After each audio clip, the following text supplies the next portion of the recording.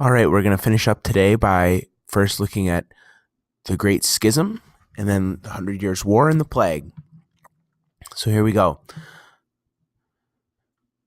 At this point in European history, the church is still really powerful. Despite the Crusades really putting a stain on the church's power, as we discussed yesterday, the church still has a lot of power. For example, most of the rulers, kings, and emperors in Europe at this time are going to be Christian. And as we discussed before, if the king is Christian, all the subjects are Christian. Okay, and so the church still has plenty of followers, lots of money, okay, and some political influence as well.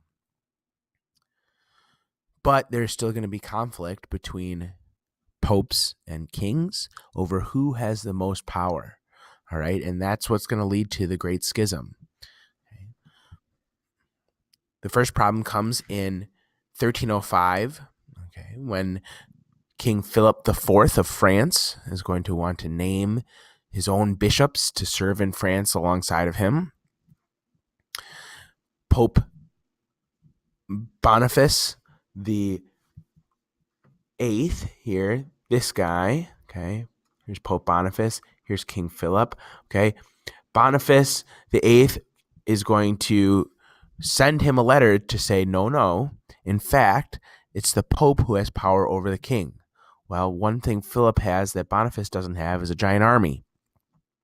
He sends soldiers to Rome to capture Boniface and holds him prisoner. Boniface is later able to escape, but he dies less than a year later. Philip recommends to the College of Cardinals that they elect a French pope, and he recommends it so strongly because he has an army. Well, the College of Cardinals listens to him. They elect a new French pope. His name is Clement V, and he immediately moves and leaves Rome and goes to Avignon, which is here, okay?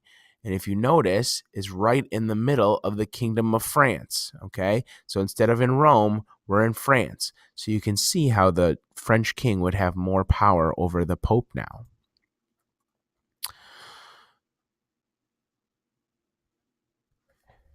This process continues with an Avignon papacy, okay, for the next 69 years until Pope Gregory XI dies while visiting Rome. Okay. The College of Cardinals realizes that because he was in Rome and because the French king doesn't know that the Pope has died yet, they have an opportunity to elect a non-French, non-Avignon Pope. Okay, they elect Urban VI, who is this guy. Okay, he's a major reformer. He's really arrogant. He wants to really change the church. And the Cardinals realized that they actually didn't really want to change the church that much. They just really wanted to be out from under the influence of the French king. So they try and split the difference. They elect Clement VII, okay, Clement VII, who is a French bishop, as a new pope. So now we have two popes, one who sits in Avignon and one who sits in Rome. We're going to call this the Great Schism. Okay, why? Because the church is separated between the Avignon Pope and the Roman Pope. And as you can imagine, they are not going to like one another. In fact, both of them, Urban and Clement, are going to excommunicate each other. And so you can imagine how you would feel if you backed one or the other of them and they got excommunicated by the other one. Okay, not good, not good. So the church is in real turmoil here. Okay. The church is going to try and solve this through a council at Pisa, where the Leaning Tower is. They're going to actually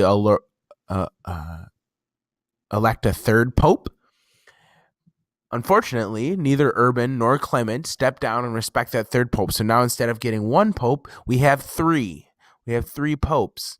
Okay, this is a total mess. And so the situation is solved by the Holy Roman Emperor, okay, in 1414, calls a council in Constance, okay, and he says, we need a new pope, okay, and I will ensure that we have a new pope because I'm going to host this conference and I'm going to make sure that all the sides play fair.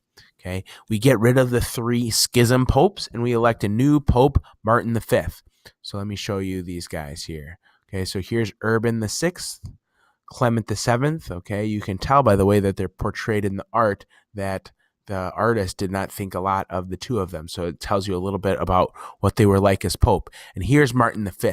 You can see that the sunlight is shining on his face in the painting and things like that. He was really a beloved guy because he was able to end the schism.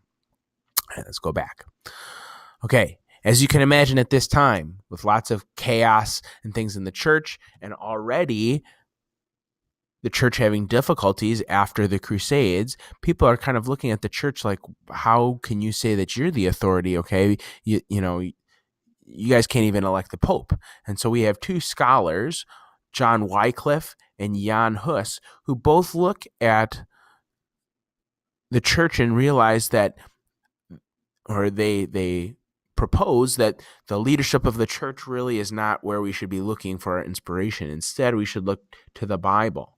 Okay, John Wycliffe says that Jesus is the head of the church, not the Pope, and the Bible is the final authority. Okay, not the Pope. So in his mind, right, if the Bible is the ultimate authority on Christianity, and I can read the Bible, do I need the Pope? No, of course not. Okay. Jan Hus believes similarly. Okay, he states that the Bible is a higher authority than the Pope. And as we know, the Catholic Church traditionally holds that both Scripture and tradition, okay, are where we get our rules from. And so both the Pope and Holy Scripture are important. So Jan Hus says the Pope is not important, just the Bible. Okay, that's actually going to get him executed as a heretic later on. Then even worse for Europe and even worse for the church, we have the bubonic plague. Okay, the bubonic plague is an epidemic. It strikes Asia, Africa, and Europe. We know nowadays that it's actually caused by a bacteria. Okay, the bacteria originates in Asia and travels along trade routes to Italy and Europe. We know now that the bacteria lives really good in fleas. Those fleas get onto the backs of rats. Rats get in sailing ships from Asia bound for Europe. When the ships get to Europe, the rats get off the ships. The fleas get off the rats onto people. They bite the people get the bacteria, and all of a sudden the people have the plague, okay? The plague sweeps throughout Europe, killing up to or over a third of Europe's population, okay? You can imagine if there was a mysterious illness that was killing up to 25 million people in our area, and we didn't remember back then, they didn't know about germ theory, they didn't know about bacteria and infectious diseases, you can imagine how you would feel. They really felt like the world is ending, and that's going to lead to our effects here. Okay. First of all, the population is going to fall. Obviously, 1 in 3 people die. You can look around the room and see if 1 in 3 of our people died, okay, that would definitely affect us here. Okay. Trade is going to decline, and serfs are going to leave the manor. You can imagine if you were a serf or a merchant perhaps, and you saw the world was ending all around you, okay, you're not going to go to work on Monday. You're going to get out of there. Okay. And so that's what happened. And so the economy is totally devastated, and it's also going to devastate the feudal system. Okay. Nobles are going to resist serf rights, but there's going to be peasant revolts across Europe. Okay. We're going to persecute the Jews, unfortunately, okay, because they didn't know about infectious disease and things like that. They decided to persecute the Jews, okay?